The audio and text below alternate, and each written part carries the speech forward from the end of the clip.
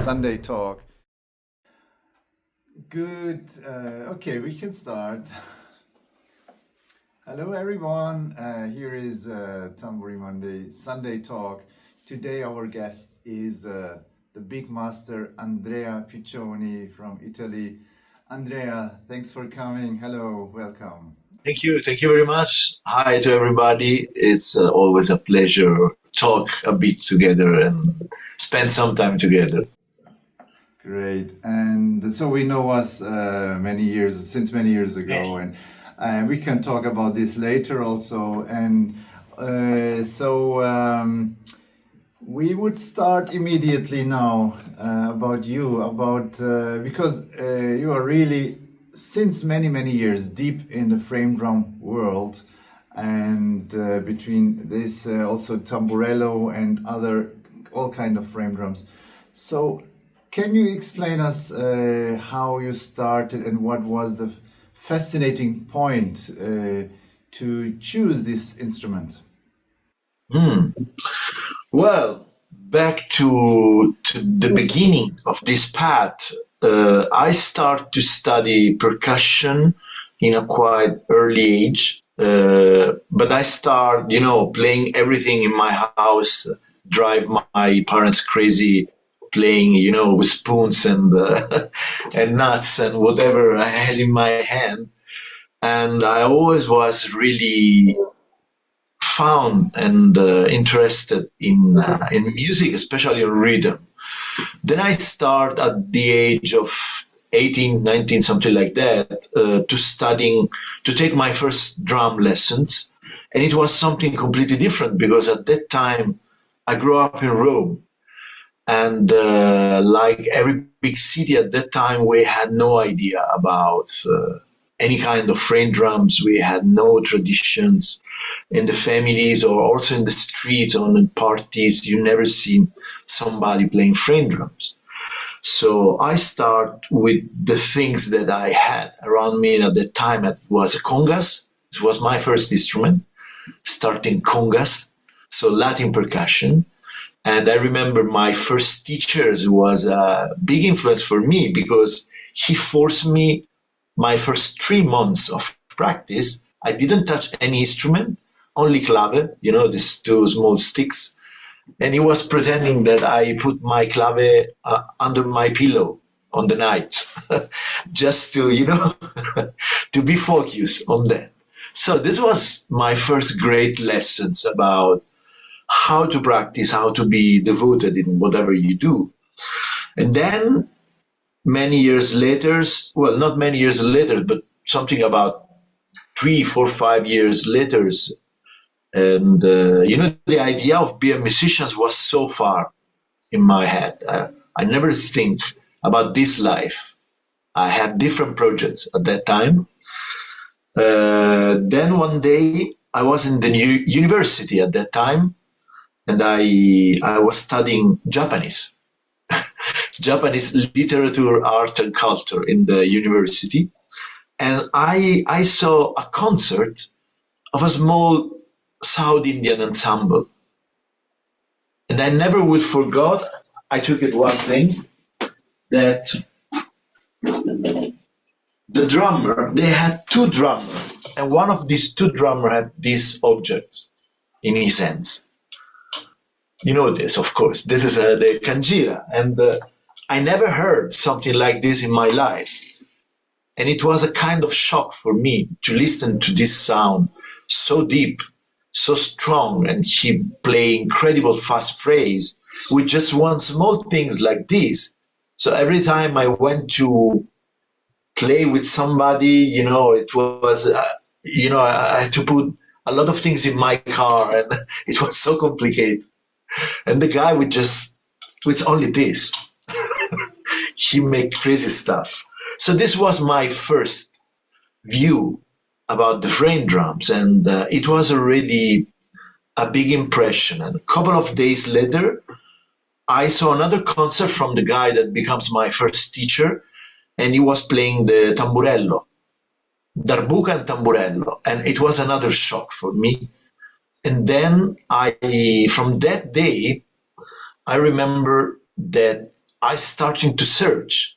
There is no internet at that time. There is nothing. We have only CDs. And one of my friends gave it to me, one of the CDs from Glenn Velez.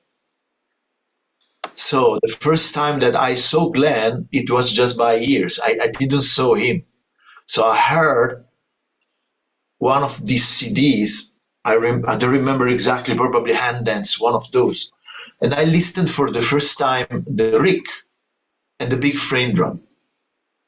So the Rick, I was so frustrated when I listened the first time because I was imagining that was 2 or 3 people playing together. And then when I turned the CD, I saw him with this small tambourine. I said, what is this? How is it possible?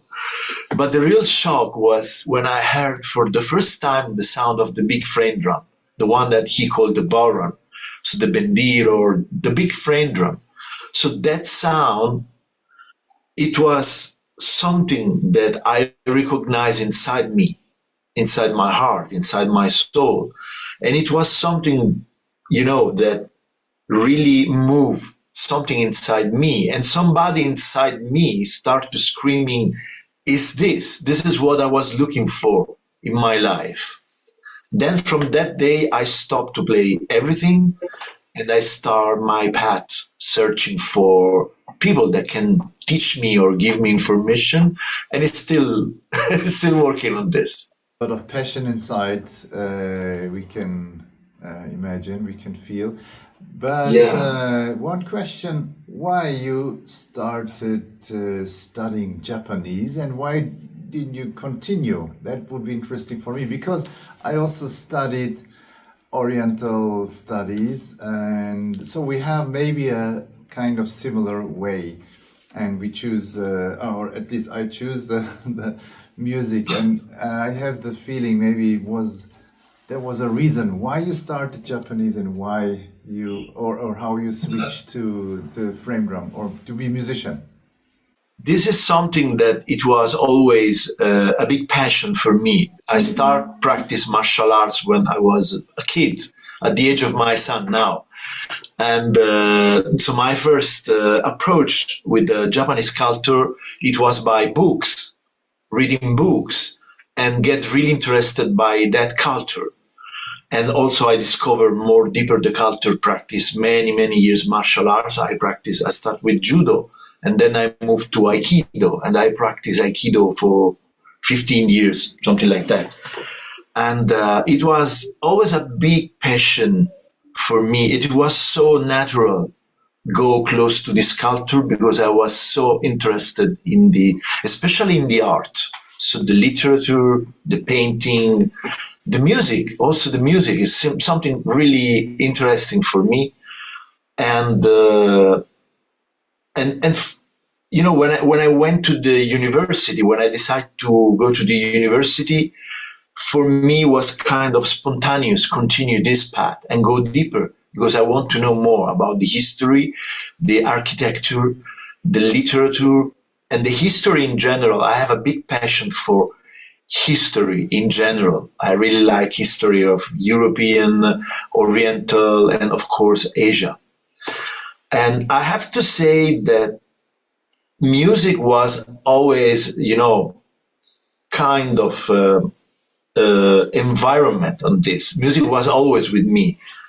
But then the music rise up in my life because when I discovered frame drums, it was like a fever inside me. It was something that I get obsessed very quickly. So I cannot sleep on the night. I was thinking on frame drums, on techniques, on sounds. It's still the same, little bit less, but I mean, it's more or less the same. So when this rise up, it operates a kind of substitution in terms of the time that I want to spend on doing that kind of things. But the other side of my life, it never disappears. So I continue practice martial arts, reading a lot of books, be deeply interested in the culture, in the arts. And at the end, I have to say that these two passions, it becomes just one, because I operate a kind of fusion between all the concepts, for example, that I learned in martial arts, I transfer in my teaching methods. And it was really complementary path in a certain way. And I have to say that at the end, it becomes just one thing. And it was so interesting because, for example, I was in China many times. I was in Asia. I work a lot. I'm still working with some artists from Asia, especially from China. And I discovered deeply the Chinese culture because I was there many times. I will be back in August, but I never been in Japan. It happens for the first time this year. And it was for me kind of a revelation when I was there because in a certain way, for me, it was like back home. I cannot describe in any other way because I was so inside the culture and the way of thinking, the food, the smells, the rituals. So when I went there finally for the first time, it was a full discover and at the same time like back home. Strange to describe, but it was like that. About this particular path and my interest for Japanese culture, as I said before, it comes from three different aspects that was always part of my life. One is the literature. So I start reading when I was young, beautiful books about samurai and all these fascinating stories. So I get really excited by this world. And the other aspect is the visual art, especially the painting. So because my father, he's a painter. So I was always, surrounded by paintings or sculpting and music. That was my father did since I was kid. Still doing this in the house. There is music everywhere. Normally, it's classical music, and he's doing his things, paintings or sculpting or cleaning or whatever. So for me, it was really natural be surrounded by music and by arts. And I found really a deep connection, especially with the ink painting.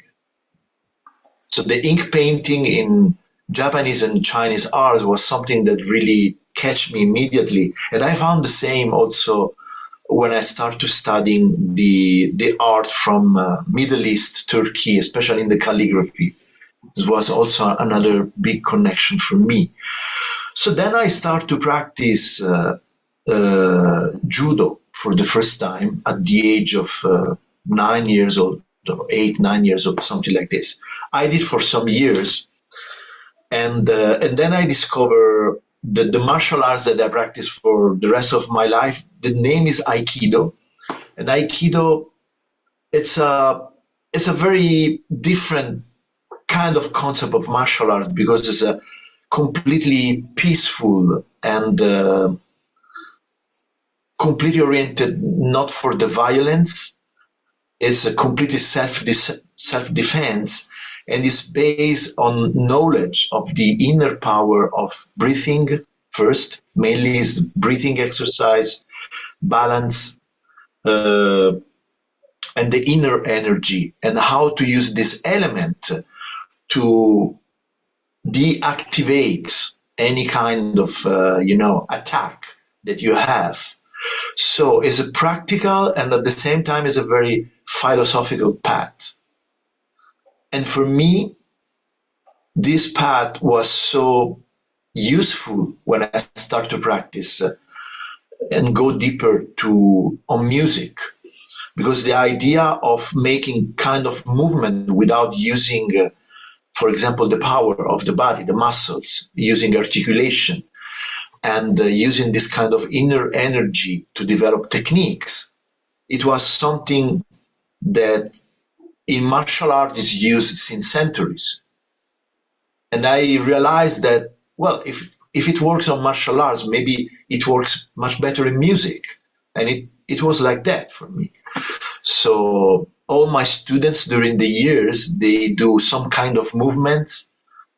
For example, I really like play stand, especially the upright position of frame drums. I do a lot of this. So the combining with movement, with spontaneous movement and breathing techniques, it's opened me so many different kind of possibilities and different direction that I adapt on tamburello, on lap style, and for me, for example, when I met one of probably my biggest master, that is a paradox. He was not frame drums teacher. He was a tombak teacher. His name is Jamshid Chemirani, and he just passed away this year. So I wanted to send him my deepest gratitude and my thought. When I saw him playing first time, it was for me like seeing, the founder of Aikido performing, or one of his biggest students, because his movement, it was like water. He have no effort on any kind of movement, and the sound was so powerful and so strong. Then I start to practice with him. I start to making courses with him, and also I visit his house 2 or 3 times to take private lessons. And I realized that these two paths should be one, just one. That how my path on martial arts and on music becomes one at the end. That's the how these two big rivers met in a certain point in my life and just go in one unique direction. I remember we know each other since many, many years. And I remember at a certain point, after a few years, I don't remember exactly, you started connecting these two things also in your teaching, also in your playing. Then I realized the first time, oh, there is something else inside Andrea that I didn't know before. That was this component. So I get the feeling that you are so influenced from Japanese culture or from this Yes. philosophy that you could be also Japanese. Maybe in another life, probably I come from that region. It's possible. I've thinking many times to this because it was so obvious for me goes to this culture, and I recognize many things that it was already inside me. For example, the food. I really love Japanese food, also Chinese, I have to say. Two of my favorite kitchens, together with Italians and Persian. So this is my top. Also Turkish. I like it very much. But in Japan, for me, was like, eating the food that I eat at home. Also, chopsticks was so easy for me. And it's the same for my son. It's so funny. We are big dumpling fans. So Yeah. So I know some musicians, they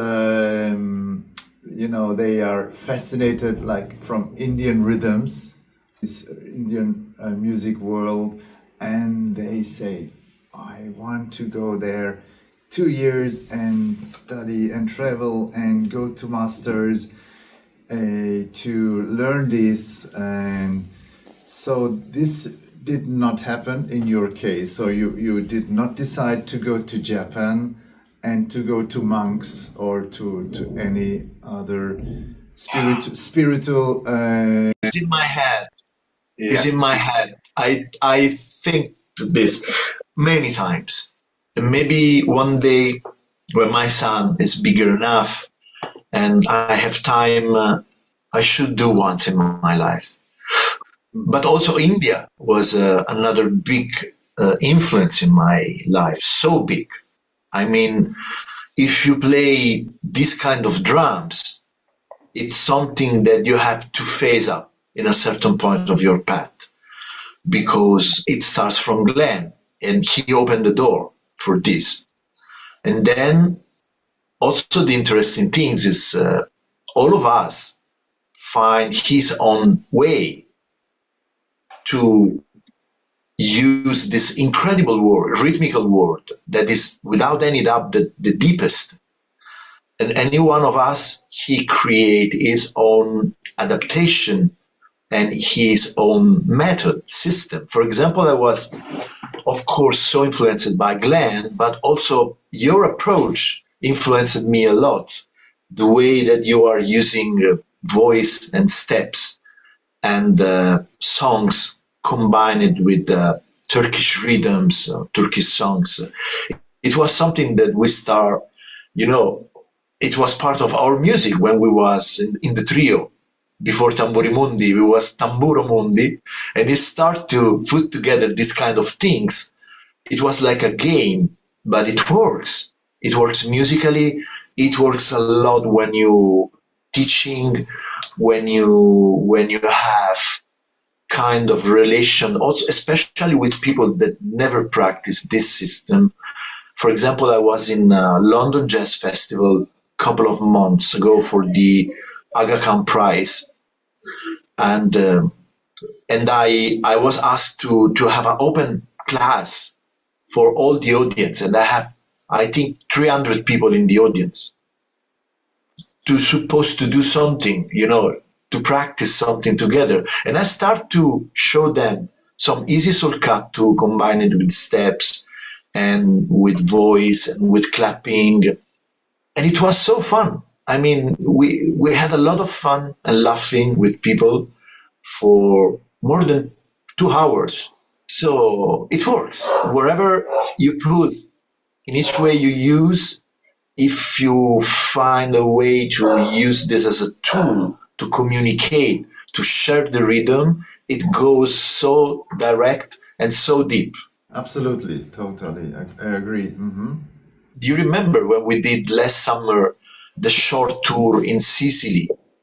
Yes. And you did this beautiful piece with the students in 5 with steps, voice, and drumming, with people that, yeah, of course, they are music students, but they have no idea about frame drums, Indian system, and stepping, singing, and playing at the same time.